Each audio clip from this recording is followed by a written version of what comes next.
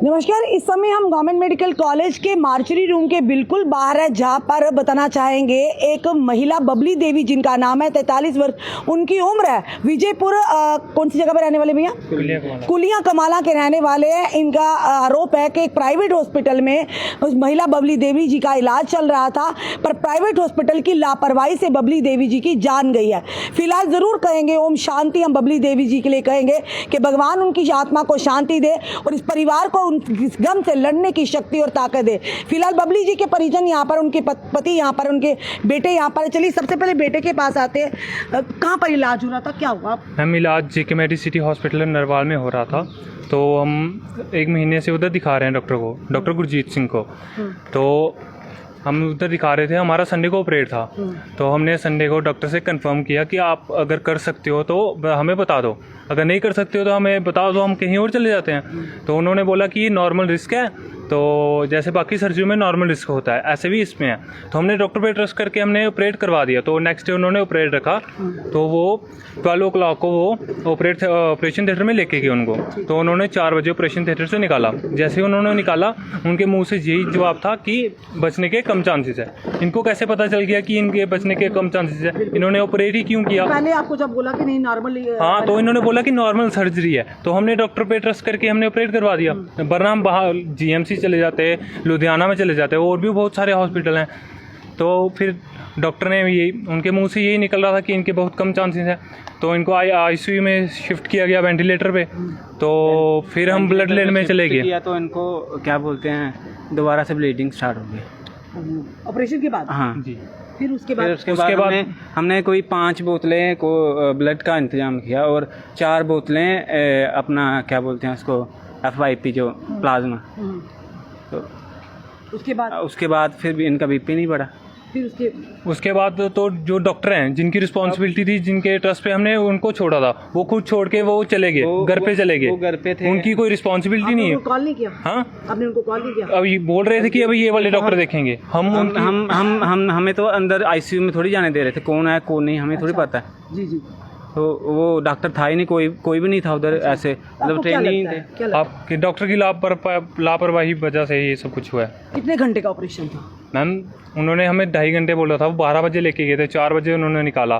फिर जैसे निकाला कोई आधा घंटे के बाद? जी मैम, 4 घंटे के बाद उनको निकाला। जैसे उनको आधा घंटा ब्लड वगैरह चढ़ाया ICU में, तो फिर उनको ब्लीडिंग होने लगी। फिर उनको ऑपरेशन थिएटर में लेके गए। फिर वो बाहर आए, डॉक्टर बोले अब तो इनके चांसेस ही नहीं है। फिर उनको वेंटिलेटर में रखा गया। तो वेंटिलेटर इन्होंने हमें रात को बताया कि अब जब दूसरी बार लेके गए थे, ये भी बता रहे थे कि इनकी हार्ट बीट जो है उस टाइम पे रुक गई थी, जब इनको ब्लीडिंग हुई। हाँ, फिर इन्होंने पंप करके दोबारा चलाई थी। दोबारा चली? फिर चली? हाँ कुछ हाँ, कुछ देर। अब हमें क्या पता चल रही है नहीं चल रही है, उन्होंने खुद बताया।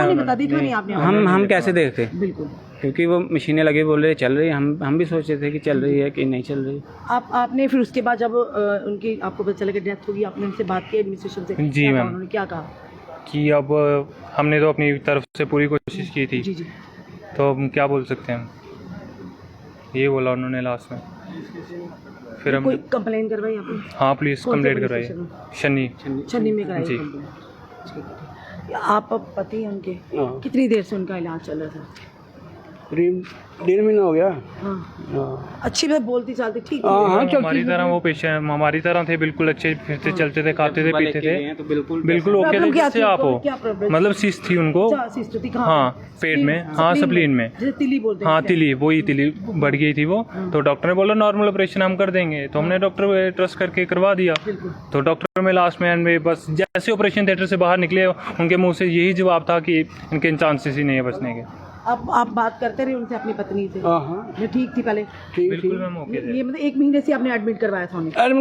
इलाज चल रहा था? इलाज चल रहा था। तो जब आपने एडमिट किया, डॉक्टर ने क्या कहा था, वहाँ के एडमिनिस्ट्रेशन ने क्या कहा था, जिस हॉस्पिटल का नाम ले रहे हो? बोला हो जाएगा, ऑपरेशन नॉर्मल है, हो जाएगा। अच्छा, नॉर्मल है? हाँ, बिल्कुल। जो गॉल ब्लैडर का होता है या इसका होता है, नॉर्मली कहा जाता है। और उसके बाद जब इनकी सीरियस कंडीशन होगी, आपने पूछा नहीं कि आपने तो जिम्मेदारी ली थी? तो कहाँ बताते हैं वो, बोल रहा था कुछ नहीं, अंदर ही नहीं जाने देते वो, बिल्कुल ICU में नहीं जाने देते? बिल्कुल भी नहीं। तो उसके बाद जब डेथ होगी तो आप डेड बॉडी आपके हैंड ओवर कर दी? कोई पूछताछ नहीं, मतलब कोई नहीं, आपने कोई जवाब, कोई अकाउंटेबिलिटी नहीं? No ma'am. ये प्राइवेट हॉस्पिटल जिसका नाम ले रहे हैं, फिलहाल उसके खिलाफ इन्होंने शंडी पुलिस स्टेशन में 43 वर्षीय बबली देवी जो कि कुलिया कमाला की रहने वाली, विजयपुर की रहने वाली हैं। और देखिए इनका बेटा, आपके और भी कोई भाई बहन है क्या? जी 2 छोटे भाई हैं, एक बड़ी सिस्टर है। बड़ी सिस्टर जी 4 बच्चों की माता है जिनकी जान चली गई और इनका आरोप है कि जिस प्राइवेट हॉस्पिटल का नाम ले उनकी लापरवाही से, यानी आपने पहले कहा कि नॉर्मल सर्जरी होगी, उसके बाद आप 12 बजे ले जाते ओटी में, ऑपरेशन थिएटर में, और 4 बजे उन्हें बाहर निकालते, और जब बाहर निकालते उस आपके मुख्य बिंदु से यही शब्द निकलते हैं कि मामला क्रिटिकल है, यानी इनके चांसेस कम है। तो पहले आपने जिम्मेदारी क्यों ली ताकि ये लोग आज आप पर आरोप ना लगाते? पहले आप इन्हें क्लियर बता देते।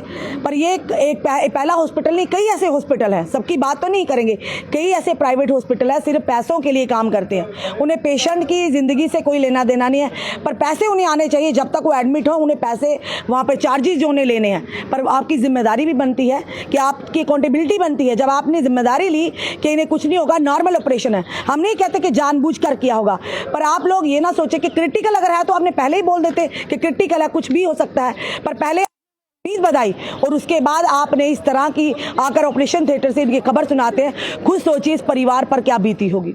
मैम साथ में वो बोल रहे थे कि आप इनको बॉडी को ले जाइए, हम आपसे कोई पैसा नहीं लेंगे, ऐसे बात बोल रहे थे वो। अगर इनका कोई दोष नहीं था, अगर ये बिल्कुल ऑनेस्ट थे, फिर क्यों बोलते?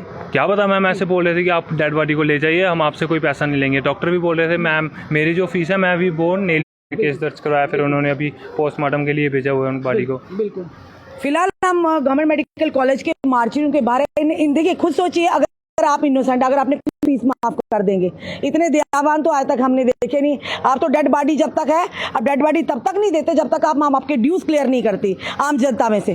तो ये बड़ा दयावान दिखाया, तो कुछ ना कुछ तो ज़रूर है, कुछ ना कुछ स्मेली तो ज़रूर आ रहा है इसमें कि हो सकता है लापरवाही वाकई हुई हो, तभी आप उस लापरवाही को छुपाने के लिए कह रहे हैं आप जाइए, हम आपसे कोई भी आपकी फी जो आपके पैसे बनते हैं ऑपरेशन के या ड्यूज़ है वो आप ना क्लियर कीजिए, डेड बॉडी लीजिए तो चले जाइए। फिलहाल छन्नी पुलिस स्टेशन में मामला दर्ज है। अब देखना है किस तरह की कार्रवाई होती है, क्या उन लोगों पर कार्रवाई की जाती है। अगर वाकई ये तथ्य सामने आते हैं कि उनकी लापरवाही की वजह से बबली देवी, जिनकी उम्र 43 वर्ष है, 4 बच्चों की मां है, उनका पति घर परिवार है, उनकी जान गई है। आपका क्या कहना है जरूर कमेंट बॉक्स में कमेंट कीजिएगा। हम भी ये प्रार्थना करते हैं कि भगवान बबली देवी जी की आत्मा को शांति दे और उनके परिवार को इस गम से लड़ने की शक्ति और ताकत दे।